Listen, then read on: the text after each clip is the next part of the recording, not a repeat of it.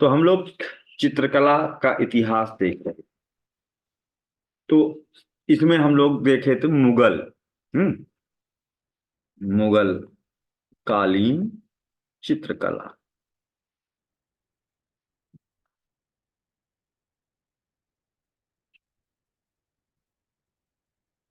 आजकल जो चित्रकला से आपके में क्वेश्चन पूछे जा रहे हैं, चित्रकार पूछ लिए जा रहे हैं, है ना।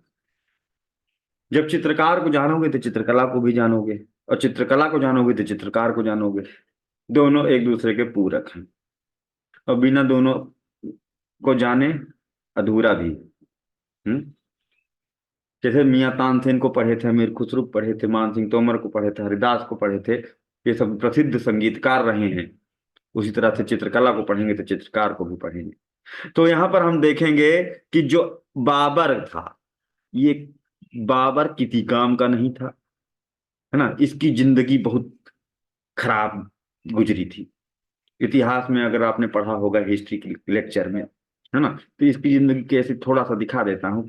कि जो बेचारा लड़ता ही रहा जिंदगी भर और खोता ही रहा जिंदगी भर, उसके पास कोई समय नहीं बचा था कि वो कुछ बना सके, निर्माण कर सके, है ना। इसलिए कहते हैं कि लड़ाई झगड़े से दूर रहेंगे तभी हम जीवन में कुछ बड़ा कर पाएंगे, है ना। बाबर ने ये चीज नहीं जाना था। बाबर अपन मतलब 14 साल के थे बेचारे, इनके मम्मी पापा सब मर गए, मम्मी थी, पापा नहीं थे, है ना। तो अब बंटवारे में चाचा वाचा इनका पूरा जमीन उमीन सब हड़प लिए थे। बाद में इन्होंने एक छोटा सा टुकड़ी बनाया और अपना घर वर बसाया था। फिर उसके बाद क्या था कि इनको फरगना, फरगना के शासक बने थे। एक जगह था फरगना, छोटा सा कबीला, है ना, तो वहां के शासक बन गए थे। अब फरगना पर अपने सेनापति को देखो, इनकी बुद्धि देख लो, है ना। सेनापति को बैठा दिए वहां पर और चले गए समरकंद जीतने, है ना, ट्रांसॉक्सियाना। और सरगना इनका सेनापति था। सरगना को फरगना पे बैठा के चले गए जीतने, कहाँ, समरकंद, है ना। और समरकंद भी जीत लिया। और वहां समरकंद जीत करके 6 महीना वहां रहे। वहां से लौटे तो पता चला सरगना ने अपने आप को राजा घोषित कर दिया था, है ना।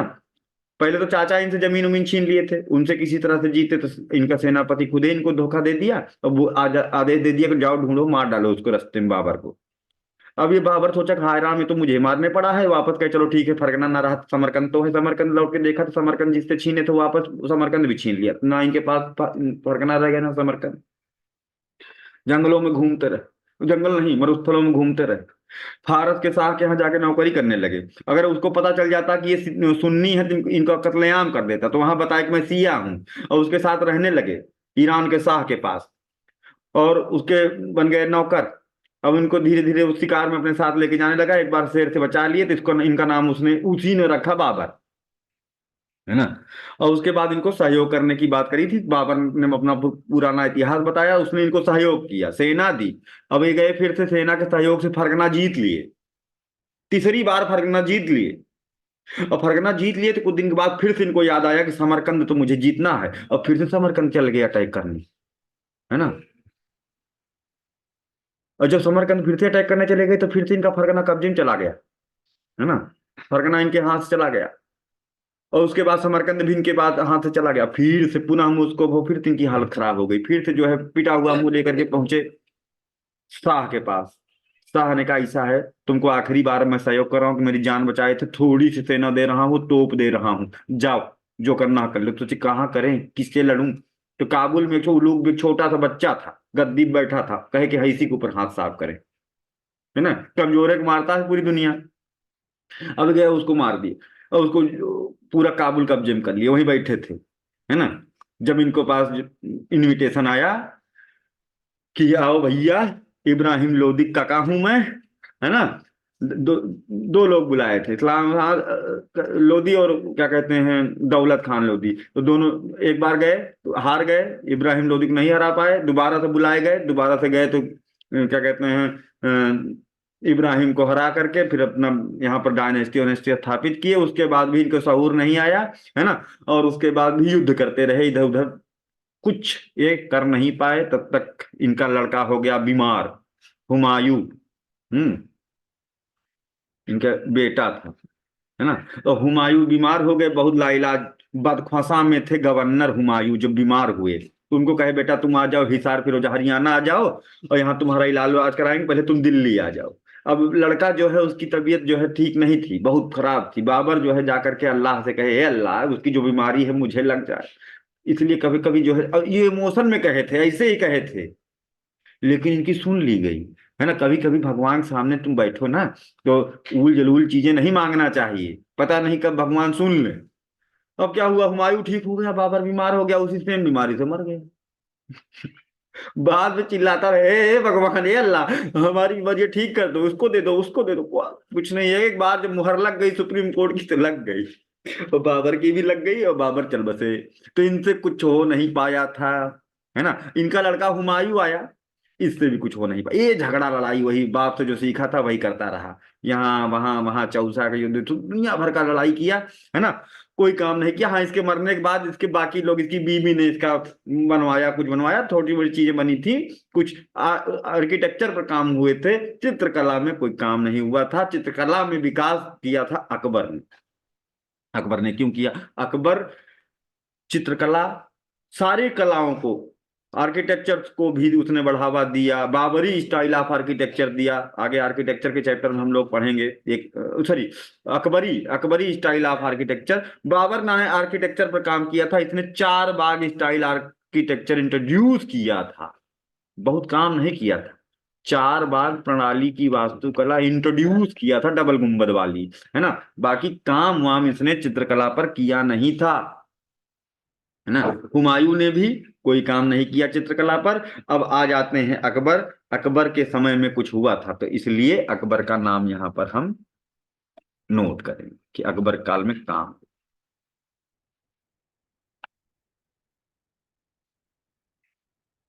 अमरकोट में पला बढ़ा अकबर, विभिन्न चीजों को इसने देखा सुना, है ना, समझा था। चित्रकारी भी देखी थी कि कैसे राजमहलों में, है ना, चित्रकारियां की जाती थी दीवालों पर। है ना, ये सब चीजें इसने देखी थी। आर्किटेक्चर भी इसने देखा और सीखा था, और ये सेकुलर भी हो गया था। है ना, अकबर कहता था कि मैं सेकुलर हूं, और इतिहास भी कहता है कि हाँ बिल्कुल ये सेकुलर थे, क्योंकि अन्य शासकों की तरह इन्होंने ऐसा नहीं किया कि एक ही कुनबे को इन्होंने बढ़ाया, सबको इन्होंने पद दिए। इनके सबसे बड़े जो मनसबदार हुआ करते थे, है ना, राजा मान सिंह, है ना, तो राजा भरमाल, है ना, ये सब क्या है, ये सब हिंदू ही तो थे। ठीक है, जय सिंह जैसे आगे आएंगे, वो सब इन्हीं की देन थी कि आगे तक जो राजपूत राजा थे उनका संबंध बना रह गया मुगलों के साथ में। तो अकबर को जो है कला एवं संस्कृति के विकास में काफी मजबूत नींव रखने वाला माना जाता है। ठीक है, तो देखते हैं, मुगल स्कूल ऑफ पेंटिंग को अकबर ने बढ़ावा दिया। ठीक है, तो क्या क्या किया? ठीक, तो इनके काल में दो बड़ी कृतियां हुई थी। एक का नाम है तूती नामा, तूती नामा, दूसरा है हमजा नामा। तूती नामा मतलब तोते की कहानी।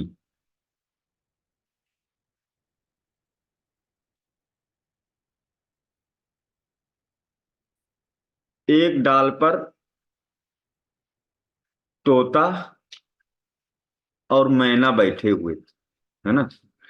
अब तोता अपनी तोती को रोज कहानी सुनाता था, काम धाम तो कुछ है नहीं, है ना, तो कहानी सुनाता था, यानी कि टेल ऑफ पैरट्स।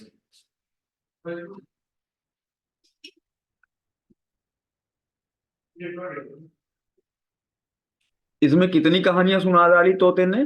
52 है।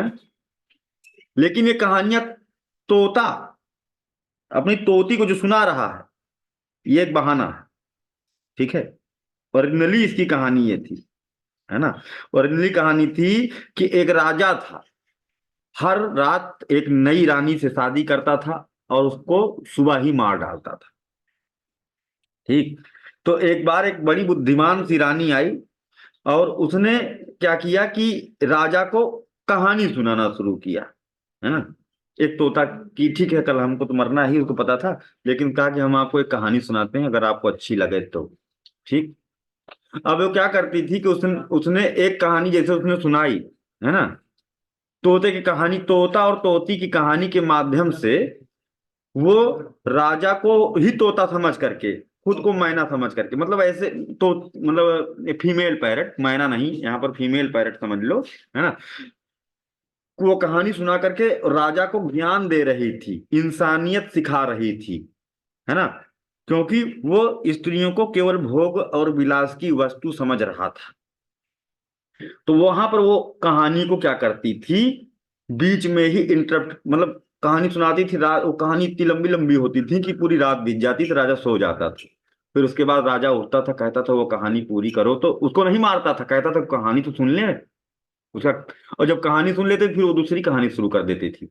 तो इस तरह से उसने 52 कहानियां सुना करके 52 तरह की इथिक्स राजा के हृदय में भर दिया। और राजा जब पूरी कहानियां पूरी हुई तो उसको अपनी गलतियों का एहसास हुआ जो उसने कहानियों में सुना था, तो उसको पता चला कि ये तोता नहीं मैं ही हूं, और ये जो कहानी सुनाई जा रही है वो मेरे ऊपर ही सुनाई जा रही है। और इस तरह से उसका हृदय परिवर्तन हो जाता है, और अब रानी को वो अभयदान दे देता है, और वो हमेशा के लिए वो रानी रह जाती है, दूसरी से शादी भी नहीं करता है। इस तरह से वो सुधार दिया गया, है ना। तो वो जो मूल कहानी जहां की हम बात कर रहे हैं उसमें थी 70 कहानियां, 70 कहानियां जो तोते ने सुनाई, और वो संस्कृत भाषा में लिखी गई थी। उसका नाम था सुक सप्तति, सुक सप्तति। उन्हीं कहानियों को कॉमिक्स के रूप में चित्र बना बना करके लिखा गया। कॉमिक्स पढ़े हो कभी लाइफ में? कॉमिकल स्टोरी थी ये सब, कॉमिक्स पढ़े हो कि नहीं? क्यों भाई? शशिकांत जी, स्वाति, मान सिंह, रिमझिम, नितिन, अंजलि, कोई है जो कभी जीवन में कॉमिक्स पढ़ा हो? नहीं? चंपक पढ़े हो? नहीं पढ़ी नहीं हूँ। सर। चंपक, चंपक नहीं पढ़े? उसमें क्या होता है, देखो, नहीं ऐसे सर। मान लो जैसे कोई तोता है ना, अब तोता जैसे बोला, ओहो, एक मिनट, हाँ, जैसे मान लो तोता बोला, ऐसे तोता है ना, अब तोता बोला, ठीक, तो अब यहाँ पर एक ठो ऐसी डिब्बा बना देंगे, है ना, ऐसे डिब्बा बना देंगे और उसमें तोता जो बोला लिख देंगे, है ना। अब जैसे मान लो बहुत क्रोधित हुआ है तोता, तो उसी हिसाब से उसका चेहरा बनाएंगे, उसी हिसाब से चीजें बनाएंगे, तो यानी कि इसमें लिखा भी होता है कि तोता क्या बोला, है ना। और इस तरह की इसे कहते हैं कॉमिक्स। तो इस तरह से चित्र के माध्यम से 52 कहानियों को इसमें उकेरा गया।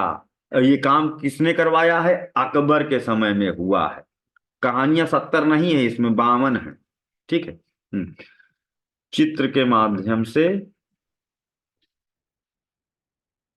वही सुख सप्तति की 70 कहानियों में से 52 माध्यम से 52 कहानियों को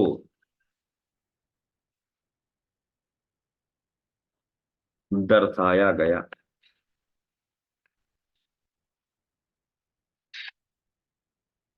कितने वर्षों में पूरी हुई? 5 वर्षों में, ये भी पूछा जा सकता है। 5 वर्षों में पूर्ण की गई ये कहानियां, मतलब ये पूरा लंबा चित्रकारी हुआ है इसमें, है ना। और इसमें कितने पेंटिंग बनी होंगी? तो 52 कहानियों को 52 पेंटिंग में थोड़ी दिखाएंगे, एक एक कहानी में काफी चित्र होंगे, है ना। तो टोटल इसमें कितने चित्र हैं, है ना, कितने पेंटिंग्स हैं? 250। उसी को 52 को उल्टा कर दो, एक शून्य लगा दो, है ना, 250 चित्रों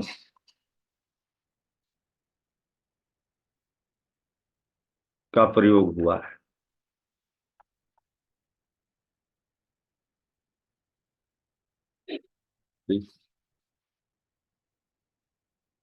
इसी तरह से एक ऐसी पेंटिंग भी फेमस हुई, बर्ड्स ऑफ अमेरिका, इतनी महंगी किताब है कि उसके लिए पता नहीं कितनी, जिसको वो पुस्तक जिसके पास भी थी उसी का मर्डर हो गया। उसमें क्या है, बस चिड़ियों की पेंटिंग की गई है, और इतनी सुंदर पेंटिंग की गई है बर्ड्स ऑफ अमेरिका में। मतलब चित्रकला का एक मोटा किताब है। अमेरिका में पाई जाने वाली चिड़ियों को चित्रित किया गया है ना। और उनकी एक्टिविटी को, वो कैसे प्रजनन करते हैं, हर एक चीज को इतना बारीकी से दिखाया गया है कि उसको देखने के बाद लगता है कि वास्तव में ये पेंटिंग ना होकर के सच में वो चिड़िया का फोटो खींचा गया है। और वो पेंटिंग इतनी, मतलब वो पेंटिंग की किताब इतनी महंगी कि वो जिसके पास भी रही उसी को मार करके वो फिर आगे भाग जाती थी, है ना। इस तरह से आज तक भी उसकी मूल प्रति कहाँ है कुछ पता होता नहीं। ठीक है। तो सुख सप्तशती संस्कृत में थी, इसको ध्यान रखना। अब बात करते हैं कि दो लोग थे जिन्होंने इस पूरी चित्रकला को 250 को पूरा किया। ठीक है। उनके नाम बड़े इंपॉर्टेंट हैं क्योंकि वो अकबर कालीन प्रसिद्ध चित्रकार थे। उनके नाम है मीर सैयद अली। मीर सैयद अली, एक वो हो गए, है ना। दूसरे अब्दुस समद खान। अब्दुस समद खान, ये दो प्रसिद्ध चित्रकार। पेपर में आपसे डायरेक्ट जो पूछा गया कि मीर सैयद अली और अब्दुल समद खान, है ना, ये किनके दरबारी चित्रकार थे, तो ऑप्शन में बाबर, हुमायूं, अलाउद्दीन खिलजी, जहांगीर। तो बहुत सारे लोग सोचेंगे कि जहांगीर ही था जो कि बड़ा हाई लेवल का चित्रकार था, तो उसी के काल में हुआ होगा। नहीं भाई, उनके काल में नहीं हुआ था, ये अकबर के काल के चित्रकार थे। अब इसमें जो चित्र तो बन गए, लेकिन जो कहानी लिखनी है कि तोता क्या बोला, है ना, तो वो लिखा किसने, नक्साबी ने। ठीक है, नक्साबी, ये पेपर में पूछा गया है कि तूती नामा में कहानियों का जो लेखन है, टेक्स्ट जो लिखे उसको लिखा किस, नक्साबी ने लिखा है। इनका नाम याद रखना। चित्रकार अलग होते हैं, लिपिक अलग होते हैं, है ना। और ये कौन थे, ये सूफी संत थे। इन्हीं की देख रेख में पूरा चित्रकारी हुई थी। सूफी संत थे। कहाँ पे, फारस पे थे, है ना, ईरान के थे। और आकर के कहाँ बस गए थे, बदायूं में। इसलिए यूपी के लिए भी इन जो आरो आरो एग्जाम्स हैं उन सब के लिए भी ये इम्पोर्टेंट है ना। क्योंकि नक्साबी बदायूं आकर के वहीं पर नक्साबी का अपना पूरा आश्रम वाश्रम सिस्टम था, चल रहा था। ठीक। नेक्स्ट, अगली चित्रकला जो हमजा नामा थी, देखते हैं वो क्या है, बहुत ज्यादा फेमस। हमजा नामा, तूती नामा हो गया, हमजा नामा।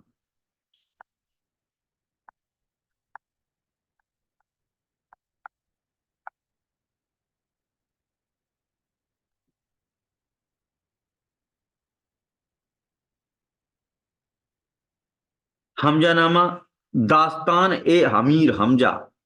ठीक है। इसमें क्या है कहानी, दास्तान ए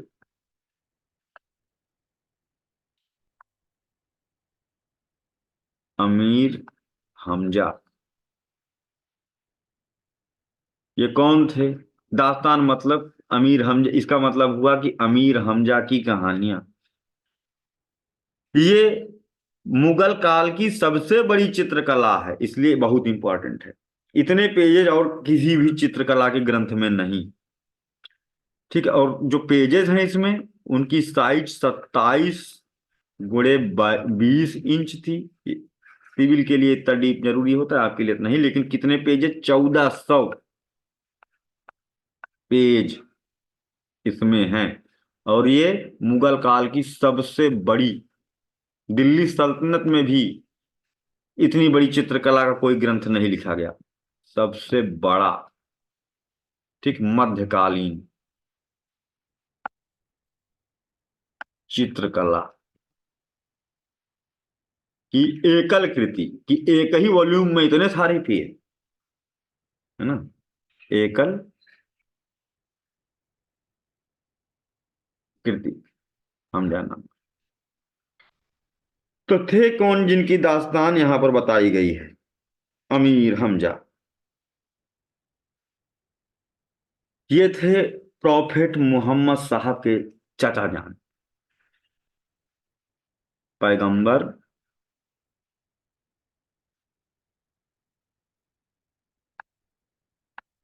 मोहम्मद साहब के चाचा।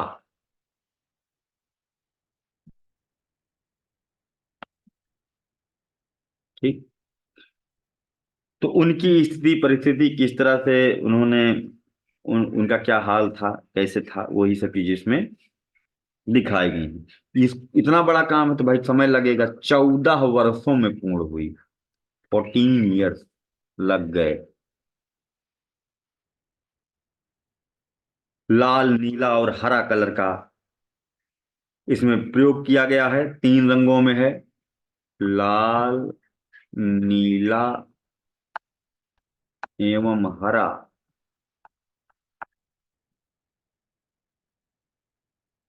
कलर का यहाँ पर प्रयोग किया गया है। और कौन सी स्टाइल में, ये इंपॉर्टेंट है। ठीक है। कि सफाविद, सफाविद प्रणाली, ईरानी प्रणाली है, पर्सियन, है ना। सफाविद प्रणाली से इसको उकेरा गया, चित्रकारी इसकी की गई। ठीक है। एक मिनट।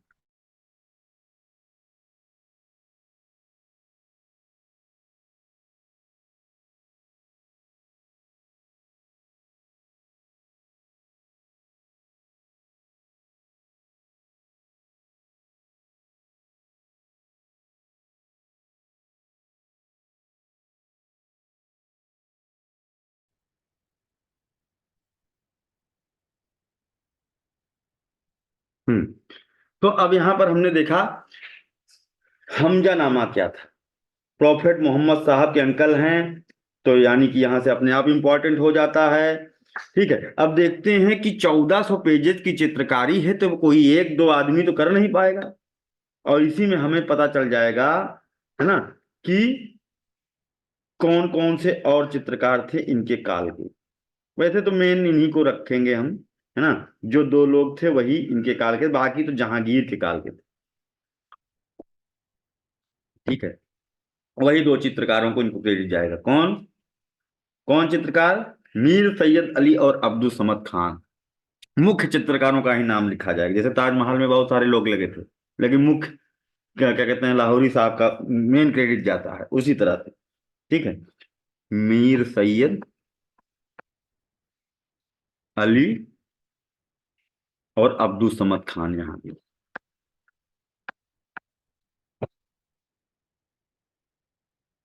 चलिए, अब आगे देखेंगे जहांगीर कालीन चित्रकला। जहांगीर स्वयं भी एक बड़ा चित्रकार था। जहांगीर की बनाई हुई पेंटिंग्स भी पेपर में डायरेक्ट ही पूछी जाती हैं। चित्रकला जहांगीर के काल में अपने चरम पर पहुंच गई थी। जहांगीर कालीन चित्रकला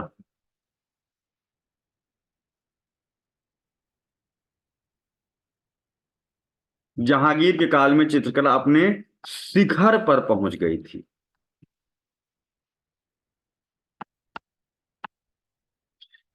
जहांगीर स्वयं भी एक महान चित्रकार था। स्वयं भी एक महान चित्रकार था और चित्रकला का पारखी था। अगर कोई एक चित्रकला 5 से 6 चित्रकार मिल करके बना दें तो वो बता देता था कि कौन सा पार्ट किस चित्रकार ने बनाया है। अब इसमें सच्चाई ये भी है कि जहांगीर हमेशा दारू पिए रहता था कहीं, और इस्लाम का बहुत बड़ा फॉलोवर था और सबसे बड़ा ड्रिंकर था। इसको रॉयल ड्रिंकर की उपाधि भी दी गई थी। किसने दिया था? पेपर में पूछा गया 2 से 3 बार, है ना। हॉकिन साहब आए थे, विलियम हॉकिन, राजदूत। और वो इनके दरबार में आके आए तो उनसे वो अलग अलग भाषाएं बोल लेते थे, है ना। तो उनको जहांगीर ने विलियम हॉकिन को क्या उपाधि दिया था, इंग्लिश खान। कि यार तुम हो अंग्रेज लेकिन बोलते हो बहुत तगड़ी उर्दू, फारसी, क्या कहते हैं, ये अरबी इतना अच्छा बोलते हो तुम तो यार, इंग्लिश खान हो, है ना। तो उन्होंने कहा कि अच्छा महाराज, हम आपके अंदर कौन सा टैलेंट है, काफी दिन रुका था, जो दोस्ती हो गया था। तो उन्होंने कहा देखो मेरा टैलेंट है, तुम देखो, है ना। तो उसने कहा कि तुम एक ग्लास में अलग अलग तरह की शराब डाल के लेके आओ अपने मन से। और डाल के लेके आया। जहांगीर ने उसको एक कस मारा, सूंघा और बताया कि इसमें तुमने कौन कौन सा वाला मिलाया है, कितना कितना। तो इसका ये टैलेंट देख करके जहांगीर को इसने कहा रॉयल ड्रिंकर, शाह ए मैं खान की उपाधि दिया था, रॉयल ड्रिंकर की उपाधि दिया था जहांगीर को विलियम हॉकिंस ने। तो हाँ, जब ये बेवड़ा हो गया जहांगीर, तो उसके पहले ये बहुत बड़ा चित्रकार था, है ना।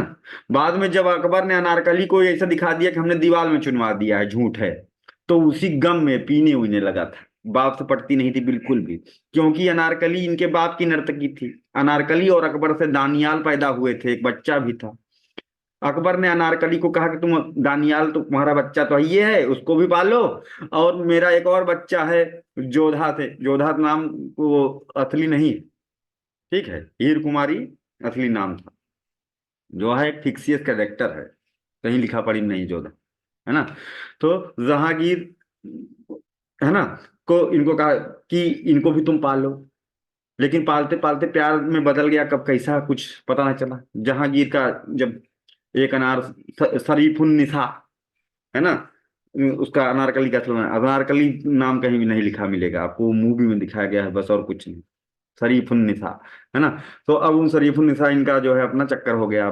तो उसी में उनको दफनाया अपनाने, उसको जिंदा दीवार में चुनवाने वाली बात आ गई, तब से इतनी चित्रकला खत्म होकर के दारूबाज हो गया था जहांगीर बेचारा, है ना। तो अब इसको चाहे सिंपैथी में ले लो चाहे जो ले लो, लेकिन था। अब इसको कहीं से पता चला कि सूफी संत ने बताया कि इस्लाम में शराब हराम है, इसने पूरे राज्य में शराब बैन कर दी। जहांगीर था जिसने राज्य में शराबें बंद कर दी थी, लेकिन स्वयं अकेले पीता था, है ना। कम पड़ रही होगी ना इसको, हाँ, बाकी लोग जो पी लेंगे इसके बाद क्या बचेगा, है ना। तो अब देखते हैं कि जहांगीर जो महान चित्रकार था, तो ये, अगर इसमें ये भी एक बात है कि मान लो 5 चित्रकार हैं, कोनो चित्रकला आई और ये बता दे कि तुमने हाथ बनाया, तुमने चोंच बनाया, उसके पंजे बनाए, चिड़िया की चित्रकारी इसको ज्यादा पसंद थी, चिड़िया उड़िया, प्राकृतिक चित्र, बर्ड की चित्रकारी जहांगीर को ज्यादा पसंद थी। अगर मान लो कह भी थे तो कौन किसकी मजाल, है ना।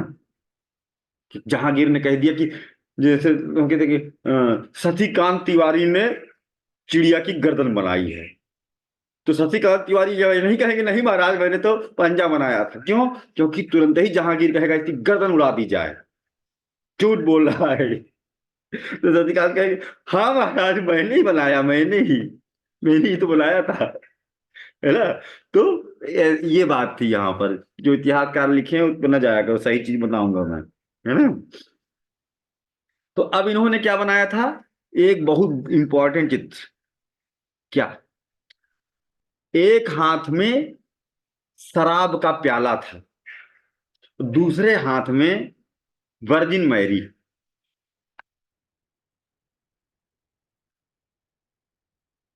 वर्जिन मैरी चित्र, तो ये क्यों था? अंग्रेजों को रिझाने के लिए, अंग्रेज व्यापारियों को, इसी ने तो दिया था परमिशन और मिशन, रिझाने के लिए ये चित्र बनाया। कुंवारी मैरी, वर्जिन मैरी कौन थी बताइए?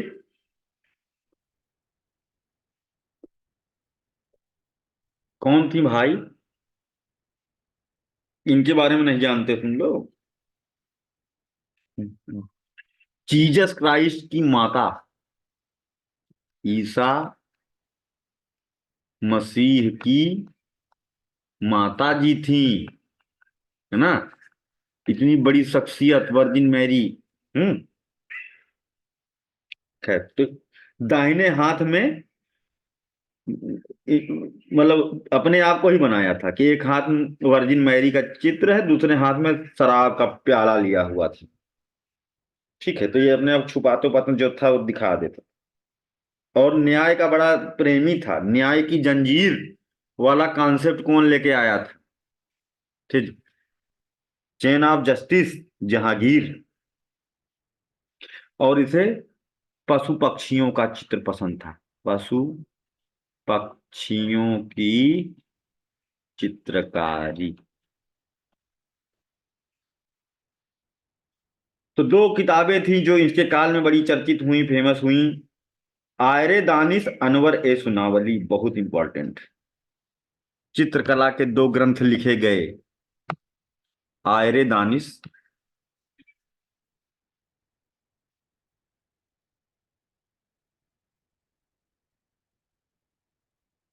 आयर ए दानिश, दूसरा है अनवर, अनवर ए सुनावली।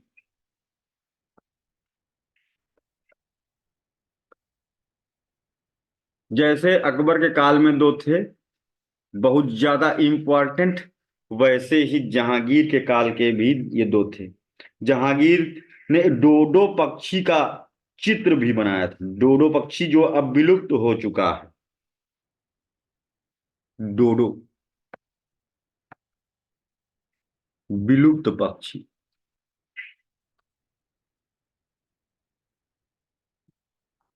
का चित्र। अब बात आती है कौन कौन थे जो ये सब बनाने में, किसी एक व्यक्ति के बस की बात नहीं है ना। तो कौन कौन थे? आका रिजा खान, जहांगीर के काल के जो चित्रकार थे, जिनका कंट्रीब्यूशन। आका रिजा खान। निम्नलिखित में से कौन से चित्रकार जहांगीर कालीन थे? ऐसे ऑप्शन बने, आका रिजा, अबुल हसन, भीषण दास।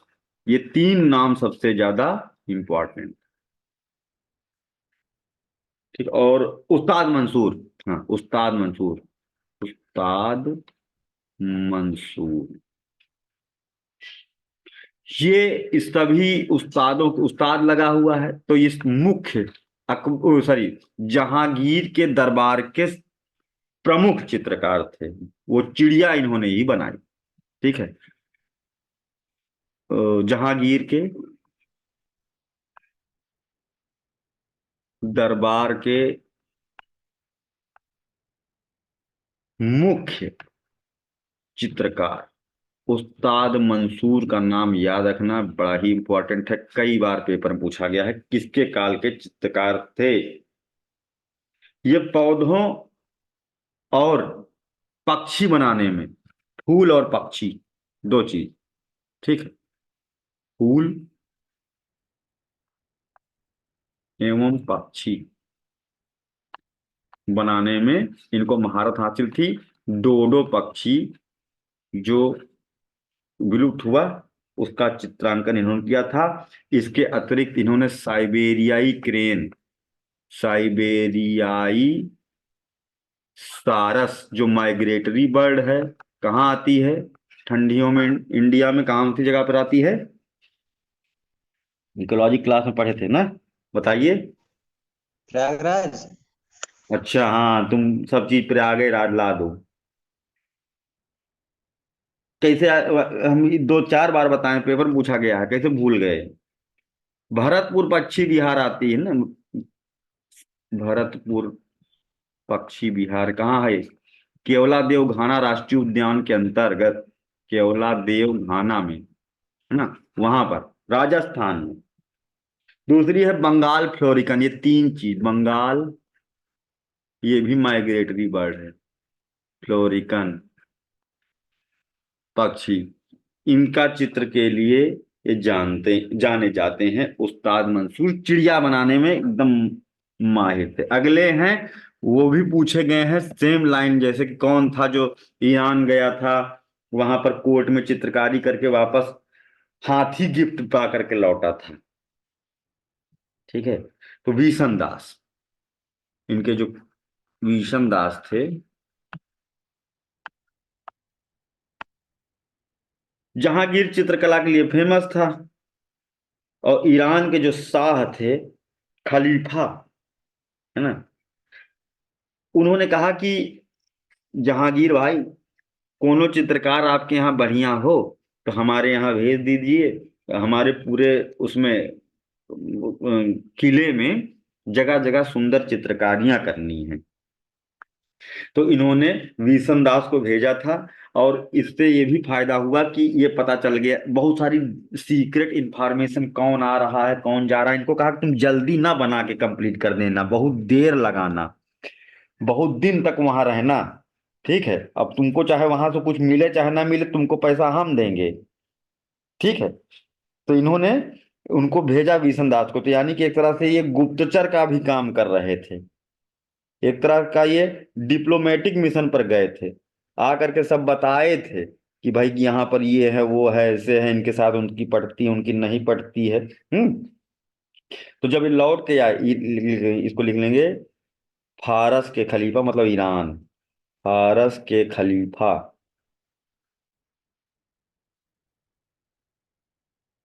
के किले की चित्रकारी हेतु कितना वर्षों तक रहे? 7।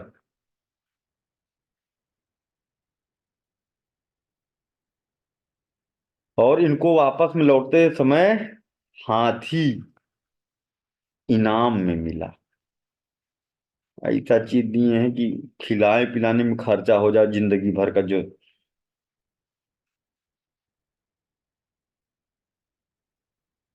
अरे कुछ और दिए हो, पैसा वैसा दिए होते, हाथी दे दिए कि हाथी खिलाना ही कितना कठिन काम होता है ना। खैर, तो ये वाली हाथी नाम में मिला था, ये किसको मिला था ऐसे करके भी पेपर में क्वेश्चन पूछा गया था। ठीक।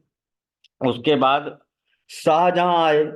शाहजहां के काल में चित्रकला नहीं, वास्तुकला, स्थापत्य कला चरम पर पहुंची थी। चित्रकला में इसको कोई विशेष इंटरेस्ट नहीं था, लेकिन इसने एक चीज का प्रयोग किया था, है ना, अपनी चार बाग प्रणाली के वास्तुकला में, जो पेपर में अक्सर पूछी जाती। पितरा द्योरा क्या है? पितरा द्योरा, पितरा द्योरा क्या है? ठीक है। तो पितरा द्योरा होता है, जैसे फर्श है ना, तो उस पर मतलब पत्थर पर कुछ सुंदर सा चित्रकारी ऐसे उकेर दिया जाए।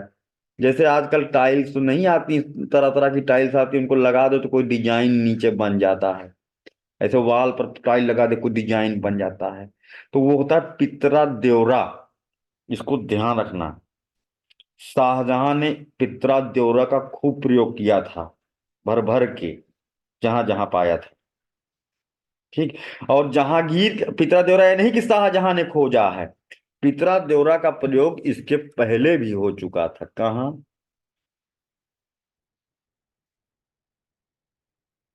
पितरा द्योरा का प्रयोग हो चुका था नूरजहां। ये कौन थी? कौन थी नूरजहां? अरे हिस्ट्री तुम लोग पढ़ा दिए गए ना, हिस्ट्री पढ़ा दिया गया है, तो बताइए कौन थी नूरजहां? नहीं जानते नूरजहां तुम लोग? हम्म। हिस्ट्री खत्म भी हो गई, नूरजहां को भी नहीं जानते? जहांगीर की अम्मा थी क्या ये, कि बीबी? तो नूरजहां जहांगीर की पत्नी थी भाई, है ना। और नूरजहां के पापा मर गए, और उन्होंने अपने पापा के लिए एक संगमरमर का, यानी शाहजहां ने ऐसा भी नहीं है कि संगमरमर का पूरा बढ़िया चीज अपना इन्होंने ही बनवाया था, है ना। नूरजहां ने पहले बनवाया था, इनसे भी पहले। ठीक है। और उससे भी पहले बन चुका है। वो वास्तुकला बताएंगे तब बताएंगे, यहाँ चित्रकला में नहीं बताएंगे। नूरजहां ने अपने पापा का मकबरा बनवाया था, इसका नाम इत इत्तेमादुद्दौला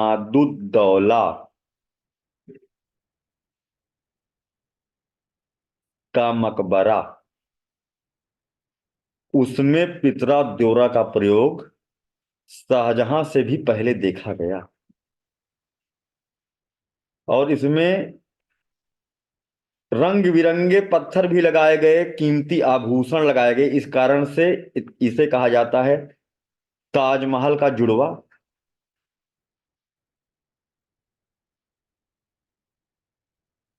भी इसे कहा जाता है, और jewel of Mughal architecture, Mughal वास्तुकला का आभूषण भी इसे कहा जाता है, ताजमहल को नहीं, इसे मुगल वास्तुकला का आभूषण कहा जाता है।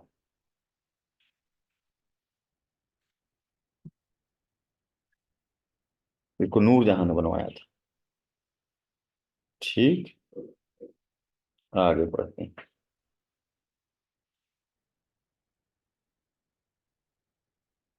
आगे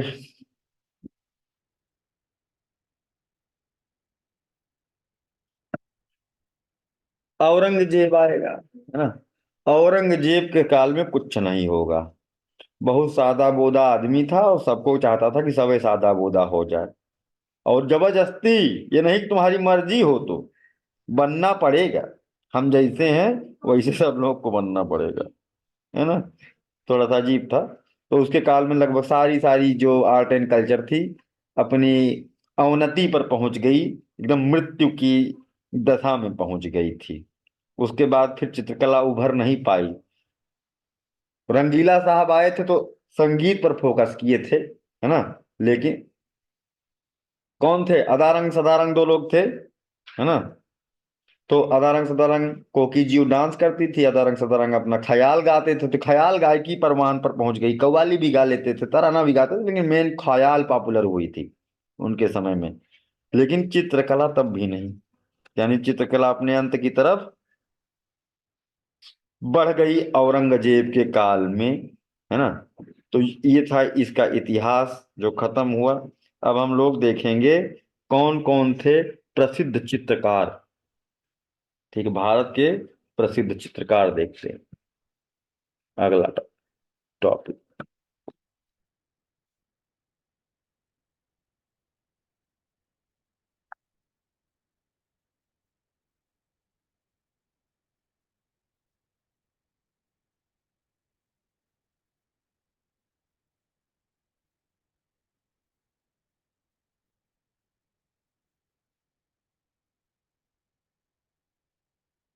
जो पेपर में ज्यादा पूछे जाते हैं, है ना, उन्हीं के बारे में हम लोग बात करेंगे।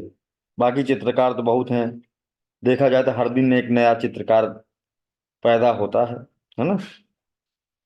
इसमें जो बहुत ज्यादा फेमस नाम में है जामिनी राय।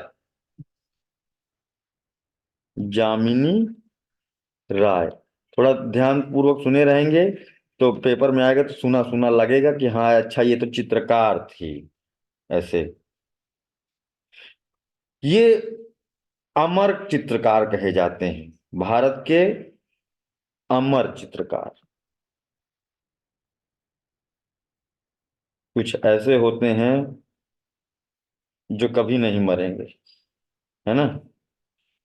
उनकी चित्रकलाएं ही उन्हें जीवित रखेंगी हमेशा। ठीक है। इन्होंने क्या किया, मिश्रण किया है पश्चिमी चित्रकला का भारतीय चित्रकला के साथ मिश्रण किया।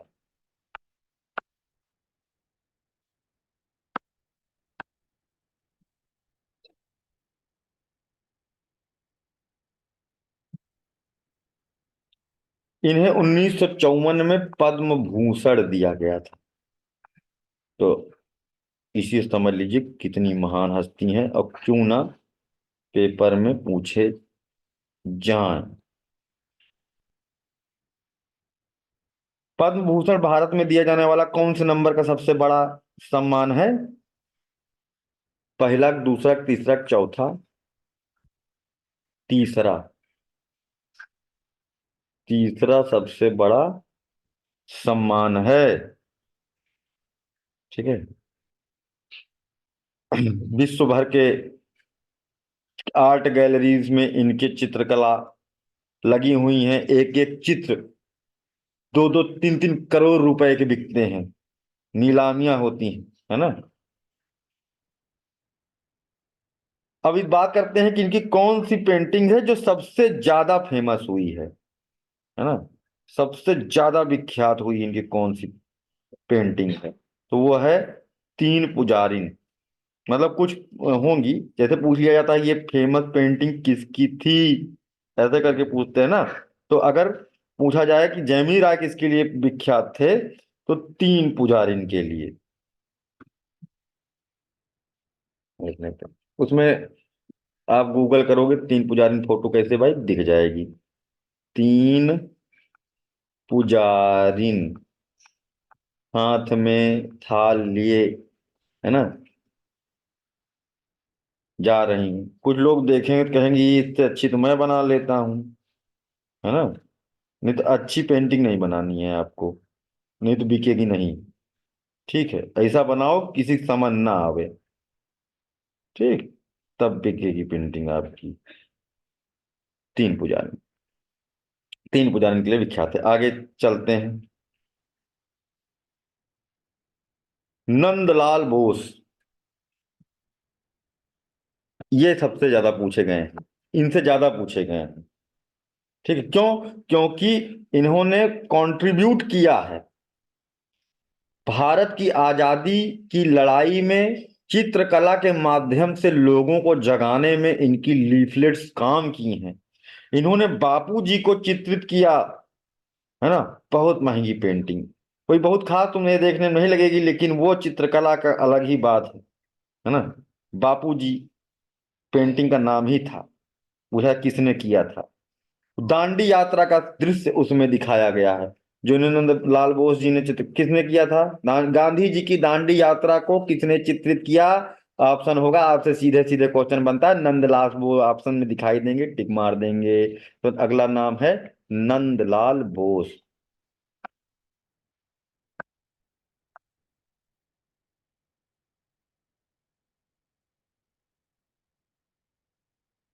ये किसके चेले थे? अवनींद्र नाथ टैगोर के। इनके गुरु थे चित्रकला के, अवनींद्र नाथ टैगोर।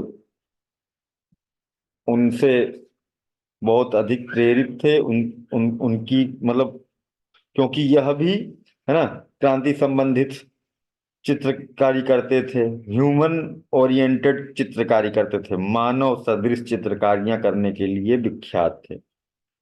मानवीय, जिसमें मानव के क्रियाकलाप दिखाई दें। इनकी चित्रकारियों की खास बात थी कि ये क्रांति, उद्बोधक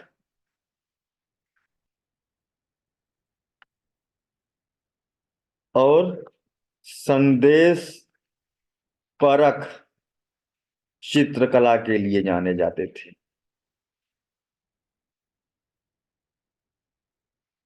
लखनऊ में इनकी चित्रकारियां भी रखी हुई हैं। चित्रकार जो ललित कला अकादमी है उसमें कुछ हैं, मतलब असली वाली तो नहीं है भाई, है ना, वैसा ही टाइप का, है ना।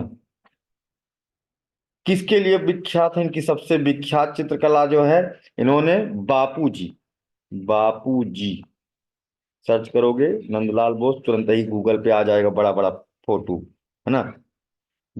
गांधी जी की दांडी यात्रा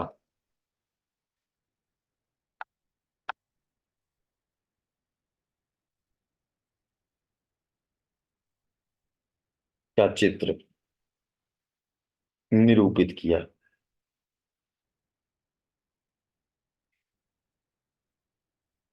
दो ही कलर का प्रयोग किया गया है उसमें, सफेद और काला। लेकिन वो पेंटिंग बहुत महंगी, पेंटिंग्स में गिनी जाती है।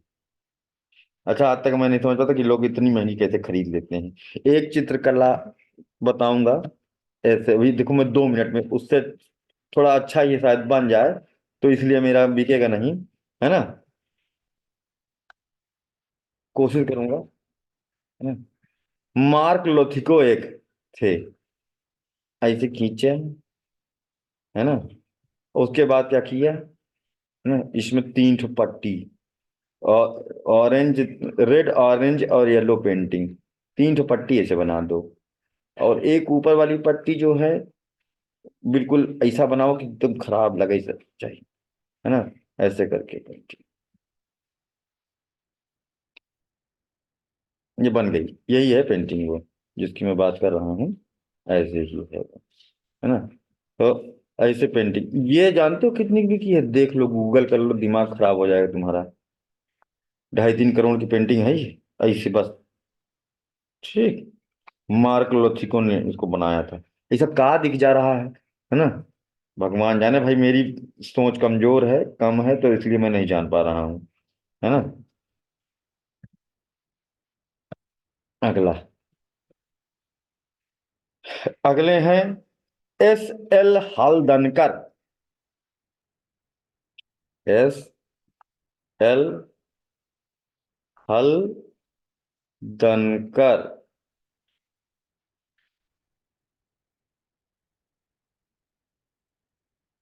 इन्होंने ललित कला संस्थान की स्थापना किया।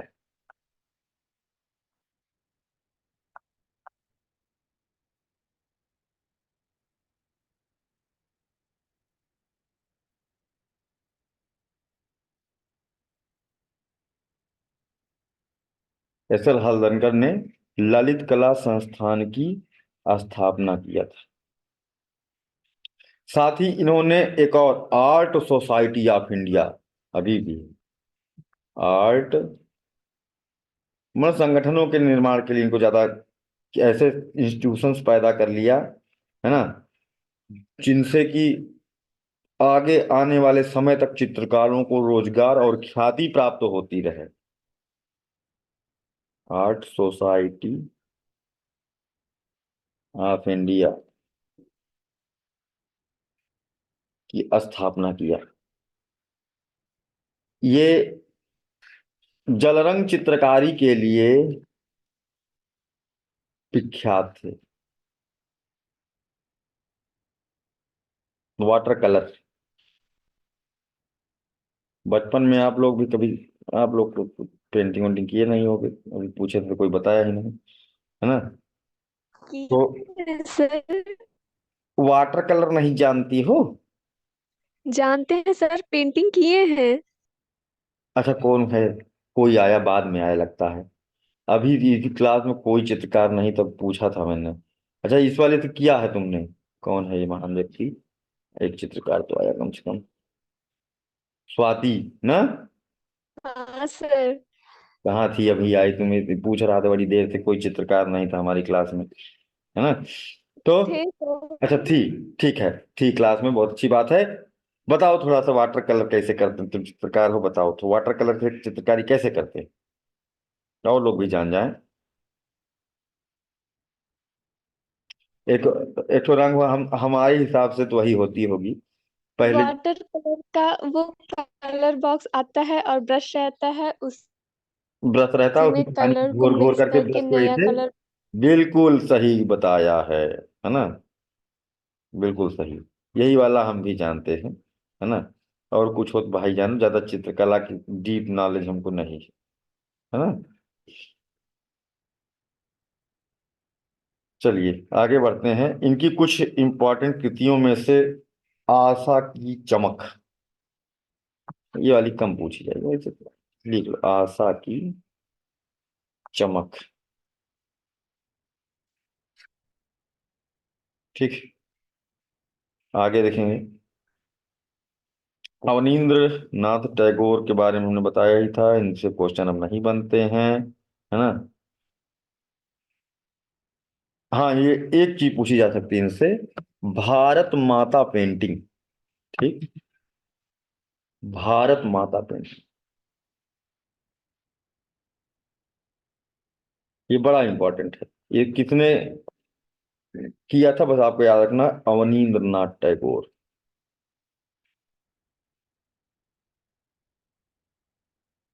इसका श्रेय अवनींद्र नाथ टैगोर को जाता है। यहाँ तक हम लोगों का जो फेमस पेंटिंग, नहीं अभी तो पूरा नहीं खत्म हुआ है ना, इन्होंने और भी कुछ चीजें बनाई थी, पढ़ ही लेते हैं इनको। जैसे बुद्ध की विजय, बुद्ध की विजय, है ना, शाहजहां का निधन,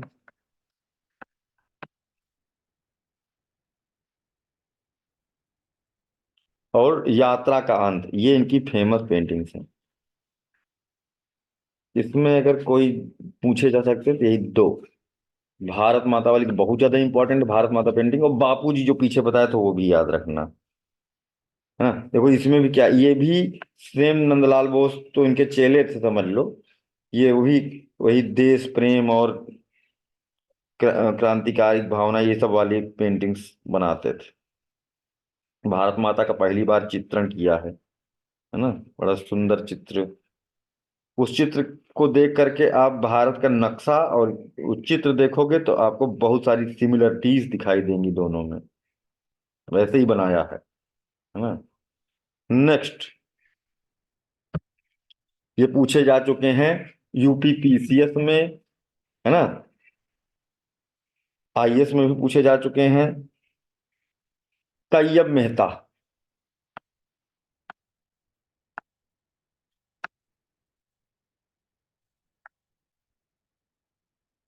तैयब मेहता, इन्होंने क्या बनाया था, इन्होंने महिषासुर, कोई विश्वास नहीं करेगा, है ना, महिषासुर।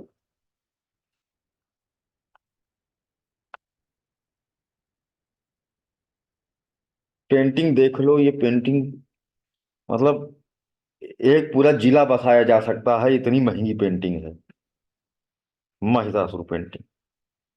ठीक। और गजब, मतलब कैसे, ये नहीं समझ में आता।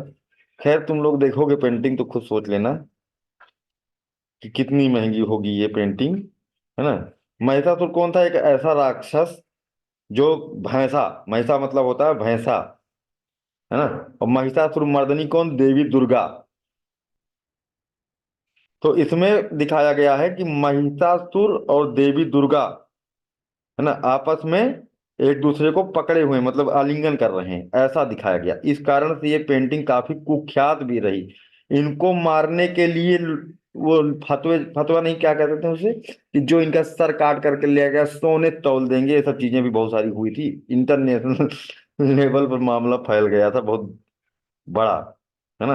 अच्छा, बहुत सारे चित्रकार हैं जो अपनी चित्रकारी की वजह से कूटे भी गए हैं।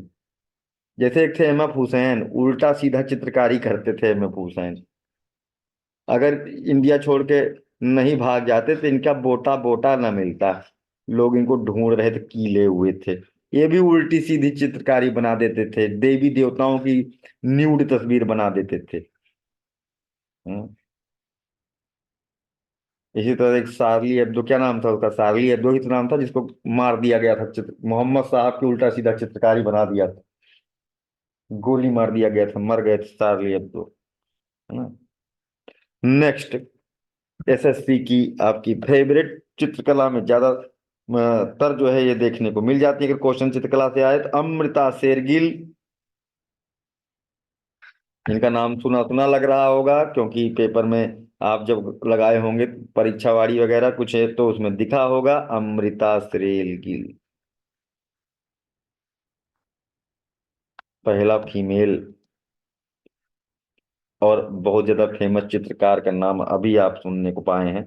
बहुत देर से कुछ लोग सोचेंगे कि सर क्या लड़कियों को चित्रकारी नहीं आती है ना।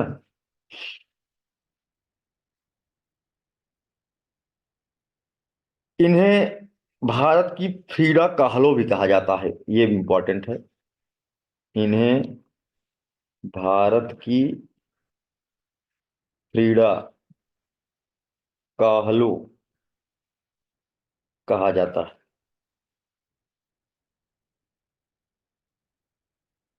फ्रिडा kahlo मैक्सिको की चित्रकार थी। मैक्सिको की प्रसिद्ध चित्रकार थी ये। तो उसी तरह का मॉडल पे ये भी चित्रकारी करती थी, इसीलिए इन्हें भारत के फ्रिडा kahlo भी कहा जाता है। महिला चित्रकार। और इन्होंने एक चित्रकला जो कि बहुत अधिक फेमस रही, और ये अवनींद्रनाथ टैगोर को अपना प्रेरणा स्रोत मानती थी, है ना। आत्मचित्र इनकी पेंटिंग। आत्मचित्र। आत्मा को कौन चित्रित कर सकता है? अमृता शेरगिल हैं जिन्होंने किया है। इनकी प्रेरणा के स्रोत अजंता और एलोरा की गुफाओं की चित्रकारियां भी थीं। अजंता एवं एलोरा, जो कि हमारा कल का टॉपिक होगा, गुफा चित्रकारी ही। और कन्हेरी की गुफा में क्या है, अजंता की गुफा में, है ना, गुफा एवं गुफा चित्रकारी, ये भी बहुत ज्यादा इंपॉर्टेंट है। ठीक है, तो उसकी स्लाइड बना करके लेके आए कल हम, और उसके उसमें आपको थोड़ा सा फोटो वोटो देखेंगे, लगा देंगे, है ना। अजंता एलोरा में कौन सी गुफा कैसे क्या है ना, तो उसके हिसाब से हम लोग देखेंगे। अजंता एवं एलोरा की चित्रकारी से इन काफी प्रभावित थी। मेन चीज है आत्मचित्र की, इसकी चित्रकला अमृता शेरगिल, इतना पूछ लेगा।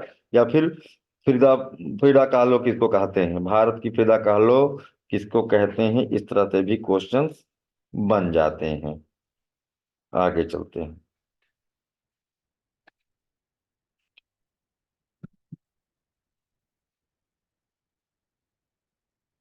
राजा रवि वर्मा। राजा रवि वर्मा। ये शकुंतला, शकुंतला कौन थी? विश्वामित्र की पुत्री, जिनका प्रेम प्रसंग हो गया था दुष्यंत के साथ में, महाभारत कालीन महाकाव्य, है ना। तो शकुंतला की चित्रकारी इन्होंने किया था, दिखाया था इनको कि वो किस तरह से याद कर रही हैं कि कब आएंगे दुष्यंत, क्योंकि श्राप मिल गया था तो दुष्यंत इनको भूल गए थे। ठीक है।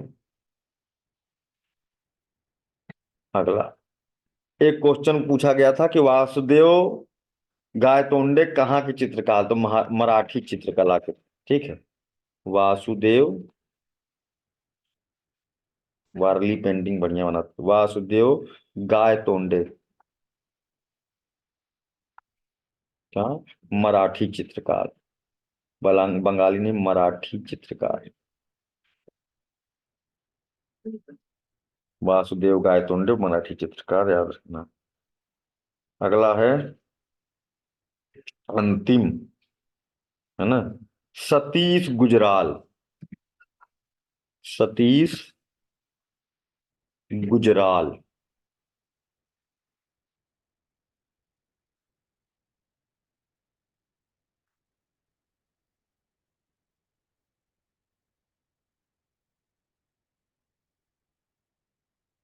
इन्होंने गौरव के दिन नाम की पेंटिंग बनाया, डेज ऑफ ग्लोरी।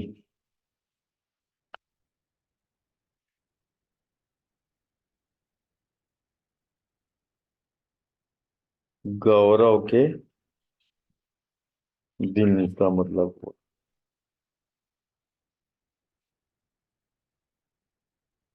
उसमें है क्या, थीम क्या है? इसकी थीम है भारत का विभाजन, और उसकी स्थिति को दिखाया है इन्होंने, गदर। हम्म।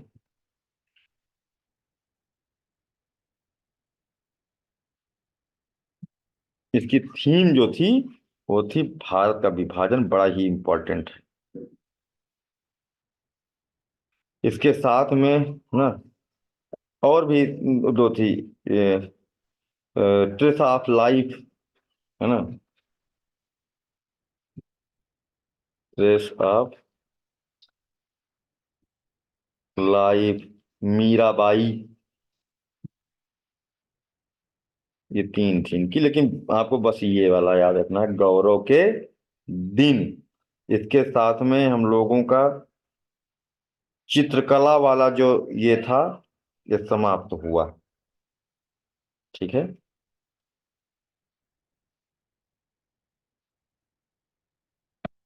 ये बताइए, अल्पना चित्रकला कहाँ की है? अल्पना, जिसे आप लोग रंगोली कहते हो, याद रखना बंगाल की है। अल्पना चित्रकला काफी पूछी गई है। दरीचा फाउंडेशन के साथ टाई अप हुआ है कि अल्पना चित्रकला बनाने वाली लड़कियों को रोजगार दिया जाएगा। जगह जगह पर कहीं कहीं पर भी कोई फेस्टिवल होगा या शुभ काम होंगे, वो स्त्रियां जा करके पहले वो अल्पना बनाएंगी।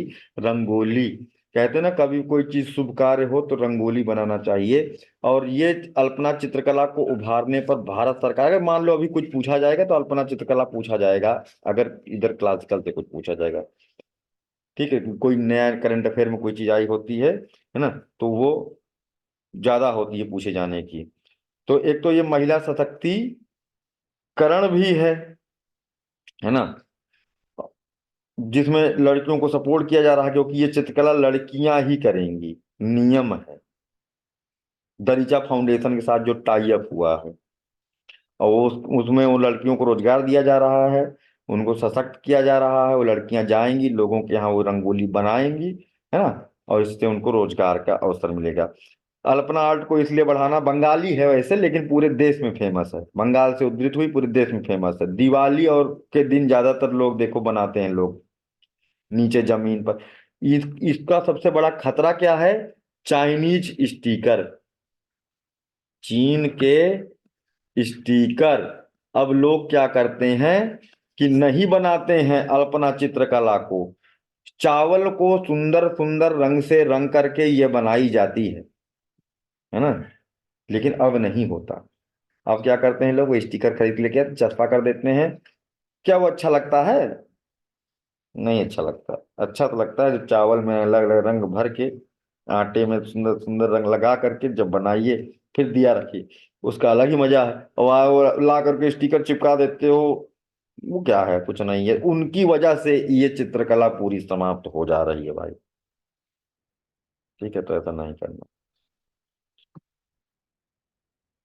चलिए ठीक है, तो अब हम लोग कल पढ़ेंगे गुफाएं, है ना, गुफा एवं गुफा चित्रकला, चित्रकारी गुफा एवं उसमें जो भित्ति चित्रकारियां की गई हैं उन्हें देखेंगे। अजंता एलोरा गुफाएं देखेंगे।